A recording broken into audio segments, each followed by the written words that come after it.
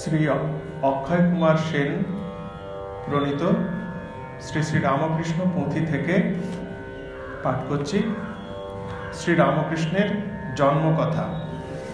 শ্রী রামকৃষ্ণদেবের জন্মের সময়কার বর্ণনা সেই অংশ থেকে পাঠ করছি।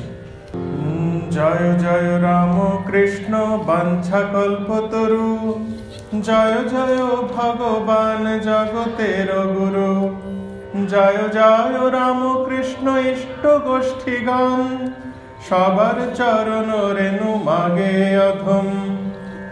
আইর যে গর্ভে জন্ম লইলেন প্রভু, আশ্চর্য কাহিনী হেন নাহি শুনি কভু। একবার পিতা তাঁর গয়া ধামে যান, ঘটিল তথায় কিবা শুনহ আখ্যান। একদিন দ্বিজবর দেখেন স্বপন, অতি সুমধুর কথা আশ্চর্য কথন। শঙ্খ চক্র গদা পদ্ম চতুর্ভুজধারী, শ্যামল উজ্জ্বল কায় করজোর করে। পুত্র হয়ে জন্মিব তোমার আগারে, হাসিয়া হাসিয়া কথা কন দ্বিজবরে। উত্তরে কহেন দ্বিজ ওরে বাছা ধন, কি খাওয়াবো তোরে আমি দরিদ্র ব্রাহ্মণ।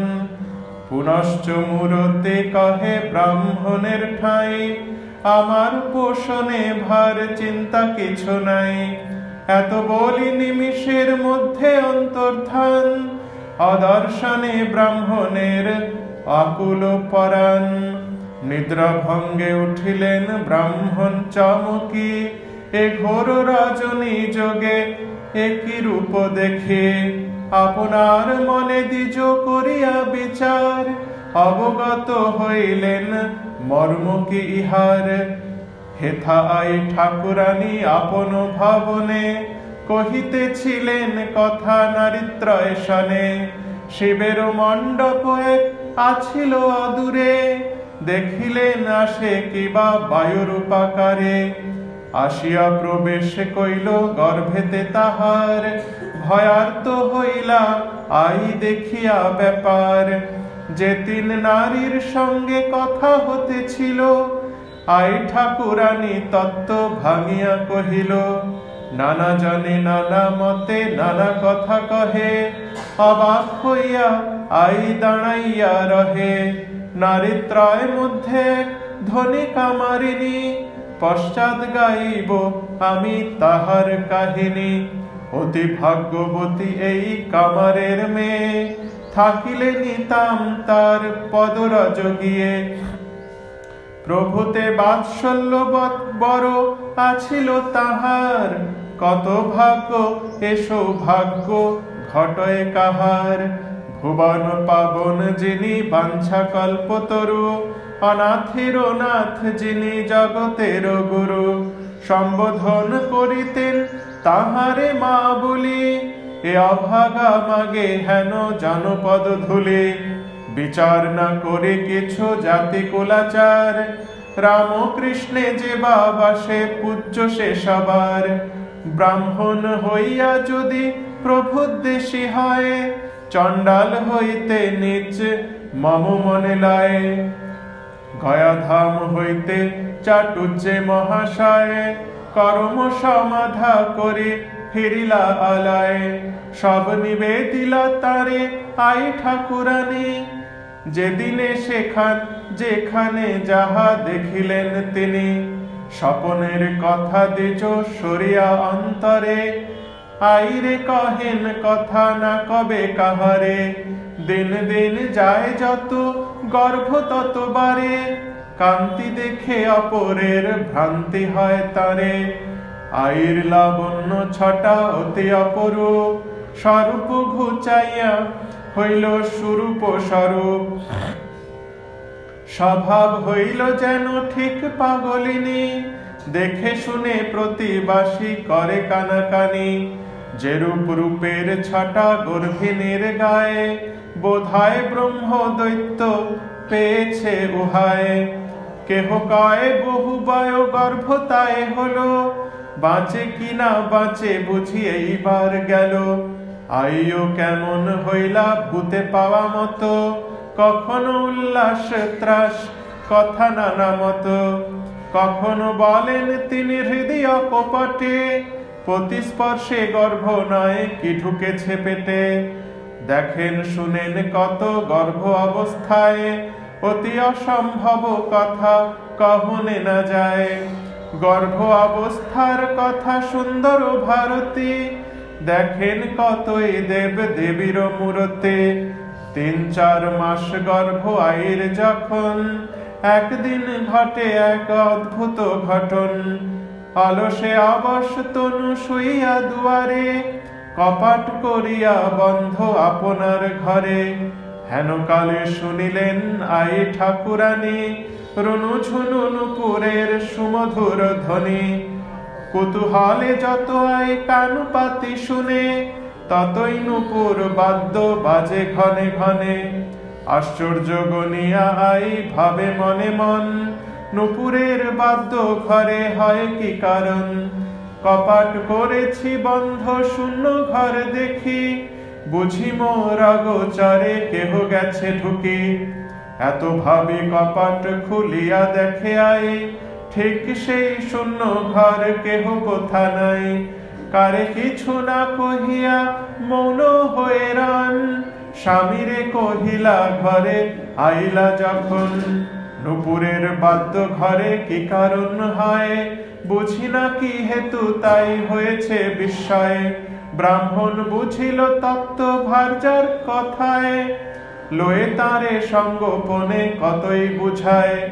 এ অতি মঙ্গল কথা না করিবে ভয়, হইবে গোকুল চাঁদ ভবনে উদয়। আর দিন নিদ্রা যোগে দেখেন স্বপন, কি সুন্দর শিশু কোলে করে আভরণ। বুকে উঠে ছোট হাতে গলা ছেদে ধরে, যিনি শশীর উপর আসে সুহাসিয়া ধরে।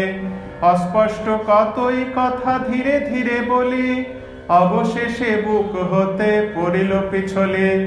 অমনি চমকিয়াই জাগিয়া উঠিলা, কোথা গেলি বলিয়াই কাঁদিতে লাগিলা। স্বপনের কথা পরে বুঝিয়া আপনে, সম্বরিলা আঁখি জল আপন নয়নে।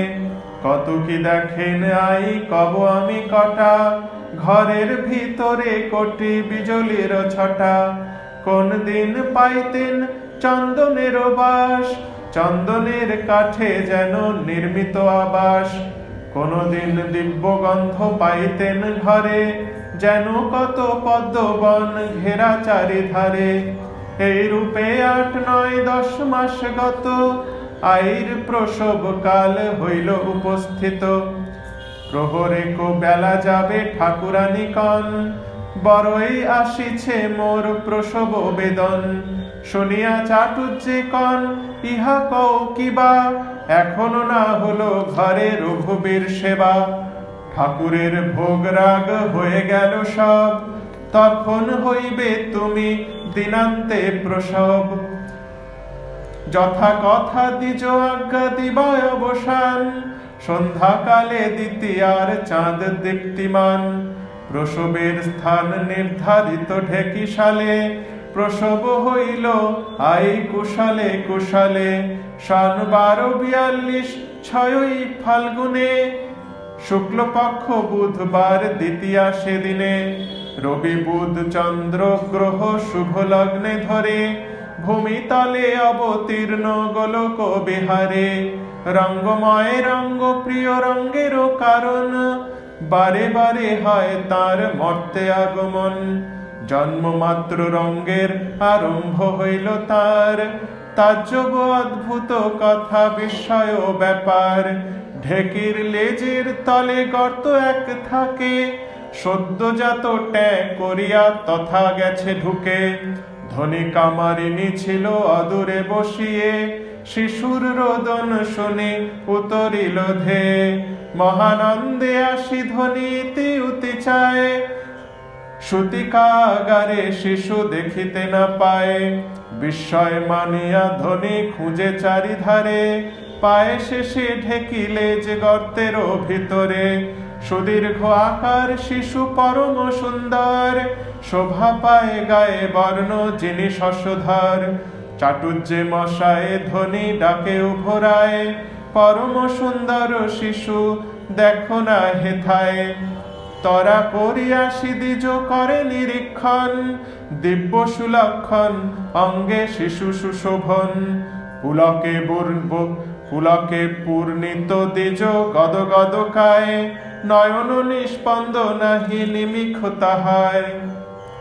সঙ্গোপনে রাখিবারে কহিলেন কথা, যেন কেহ নাহি শুনে এসব বারতা।